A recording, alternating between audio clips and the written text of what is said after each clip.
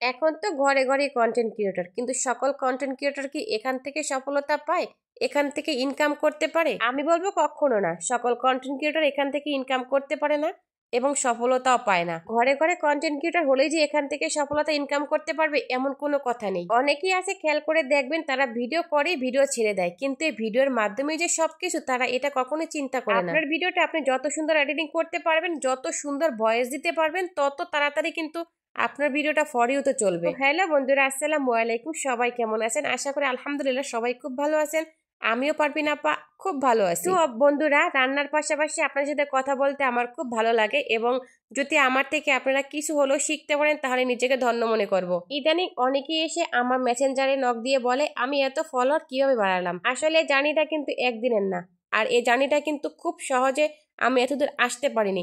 অনেক পরিশ্রমের পর কিন্তু আমাকে এতদূর আসতে হয়েছে। আসলে আপনারা বিশ্বাস করবেন কিনা আমি জানি না, আমি কিন্তু কখনো কারো কাছ থেকে কোনো কিছু শিখিনি ফেসবুক সম্বন্ধে।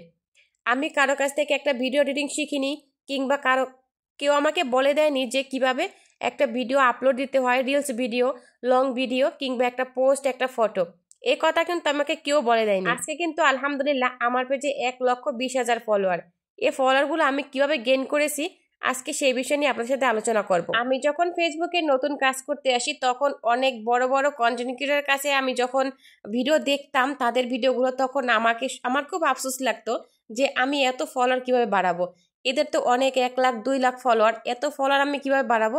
আমার তো ফলোয়ারই বাড়তেছিল না। তো আমি কখনো অধৈর্য হয়নি, হাল ছাড়িনি।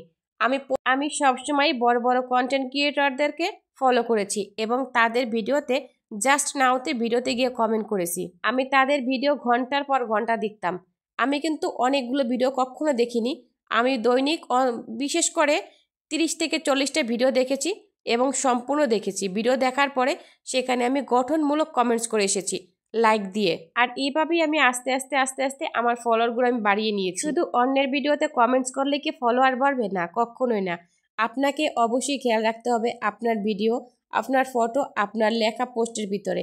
আপনি যদি আপনার ভিডিওগুলি কোয়ালিটি সুন্দর করেন তাহলে কিন্তু আপনার ভিডিও যদি ভাইরাল হয় তাহলে সেখান থেকেও কিন্তু আপনি অনেকগুলো ফলোয়ার পেতে পারেন। সবসময় চেষ্টা করবেন ট্রেন্ডিং কিছু দিতে, ইউনিক কিছু দিতে। দেখবেন যদি আপনার একটা ফটো কিংবা একটা ভিডিও ভাইরাল হয়, সেখান থেকে কিন্তু আপনি ফলোয়ার গেইন করতে পারবেন অনেকগুলো। তাই আমার পক্ষ থেকে একটাই পরামর্শ থাকবে, আপনি আপনার ভিডিও, আপনার ফটো কিংবা আপনার লেখা সবসময় আপনি এইগুলো দিয়ে খেয়াল করবেন।